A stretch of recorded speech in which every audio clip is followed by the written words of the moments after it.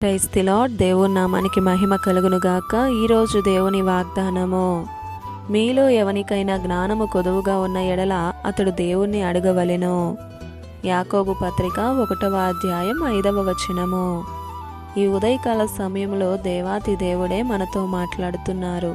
మీలో ఎవనికైనా జ్ఞానము కొదువుగా ఉన్న ఎడల అడుగుడి, మీకు ఇయ్యబడును అని.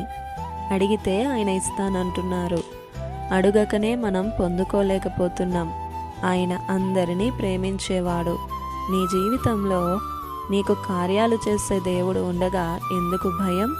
నిన్ను నడిపించే నాయకుడై ఉన్నాడు ఆయన. ఆయన చేతకాని దేవుడు కాదు, మౌనముగా ఉండే దేవుడు అంత మాత్రము కాదు. అద్భుతమైన దేవుడు మన యేసయ్య. బుద్ధి జ్ఞానము సర్వ సంపదలు ఆయన యందే గుప్తములై ఉన్నవి. సొలొమోను జ్ఞానమును అడిగితే గొప్ప ఐశ్వర్యమును ఘనతను ఇచ్చిన దేవుడు నీకియ్యడా? అడుగు వాటికంటేనో ఊహించు వాటికంటేనో అత్యధికంగా అనుగ్రహించేవాడుగా ఉన్నాడు. ఆయన గొప్పవాడై ఉండి ఆయన బిడ్డలు దరిద్రతను అనుభవిస్తారా? కానే కాదు. కొంచెం ఆలస్యం అవుతుందేమో కానీ అలక్ష్యమైతే చెయ్యడు. హన్నా దేవుని సన్నిధిలో ఒక్క కుమారుణ్ణి కోరితే దేవుడు 5గురిని ఇవ్వలేదా? కాలేబు కుమార్తె అక్సా దీవెన దయచేయుము అని తన తండ్రిని అడిగితే తన తండ్రి తనకి ఇచ్చే దేవుడు అని ధైర్యంగా అడిగింది. మెరకమడుగు పరలోకపు ఆత్మీయ ఆశీర్వాదాలకు సాదృశ్యమైతే పల్లపు మడుగు భూలోక ఆత్మీయ ఆశీర్వాదాలకు సాదృశ్యంగా ఉంది.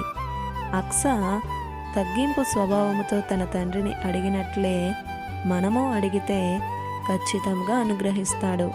దేవుణ్ణి అడగటలేదు కనుకే మనం పొందుకోలేకపోతున్నాం. ఆయన దీవించేవాడు.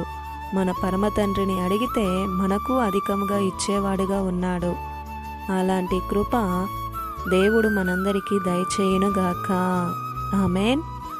ఇది నా వాగ్దానం మనందరి జీవితాలలో నెరవేరాలని కోరుతూ దేవుని సువార్త పరిచర్యలో మీ సహోదరి Prasanna. God bless you. Amen.